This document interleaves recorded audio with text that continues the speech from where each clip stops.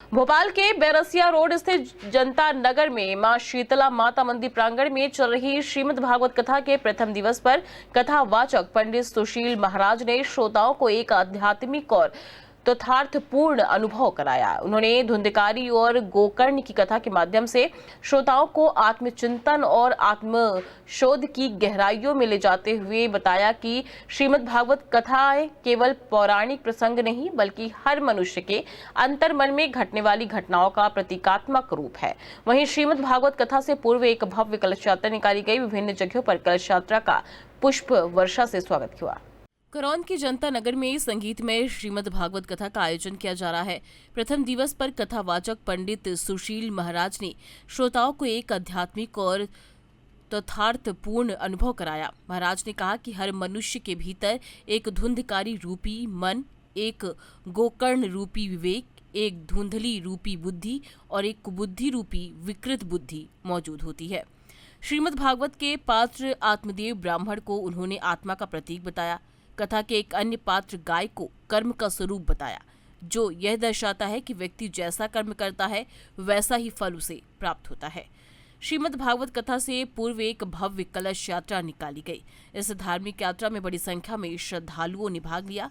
भक्तों की आस्था और भक्ति का अनूठा संगम देखने को मिला, जहां भक्तगण भजनों की मधुर धुनों पर झूमते नजर आए।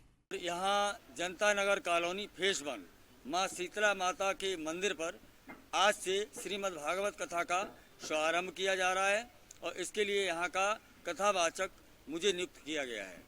तो मेरा यही कहना है, ये भागवत हर व्यक्ति को नहीं मिलती है, इसका पुण्य लाभ हर व्यक्ति को नहीं मिलता है, क्योंकि जैसा नाम में लिखा हुआ है श्रीमद् भागवत, तो ये 3 मंदिर हैं। पहला मंदिर होता है श्री मंदिर, दूसरा मंदिर होता है मद मंदिर, तब आती है भागवत और भगवान के दर्शन।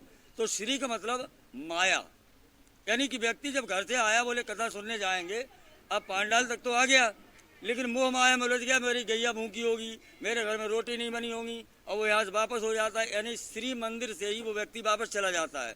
फिर दूसरे दिन आता है तो जैसे तैसे करके श्री मंदिर को क्रॉस करके और फिर आ जाता है दूसरे मंदिर में, वो होता है मद मंदिर।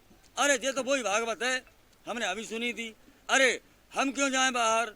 तो भगवान का कहना है, जिसके अंदर अहंकार होगा, जब मद मंदिर को भी आदमी क्रॉस कर देगा और उसके दिल में ये भावना होगी कि मुझे भागवत सुनना है, तो श्री मंदिर और मद मंदिर के बाद में तब भागवत मंदिर आता है। इसे बोलते हैं श्रीमद् भागवत। और आज से इस कथा का शुभारंभ होगा और ये 7 दिन निरंतर चलेगी।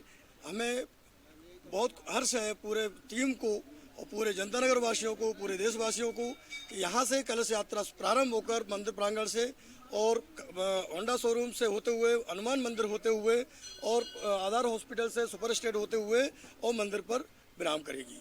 और उसके तत्पश्चात माननीय हमारे सुशील महाराज के मुखारबिंद से कथा तुरंत ही प्रारंभ होगी। सभी श्रद्धालुओं से अपील है और बढ़ चढ़कर माँ का आशीर्वाद लें, राधे कृष्ण भगवान का आशीर्वाद लें, रामायण मैया का आशीर्वाद लें, सर्व देवी देवताओं का आशीर्वाद लें। हमें अपने पूरी टीम की ओर से मैं आपको आश्वस्त करता हूँ कि सभी खुश रहें, निरोगी रहें और आबाद रहें। चारों ओर जय श्री राम, जय श्री कृष्ण हरि बोल के जय घोष से वातावरण भक्तिमय हो उठा।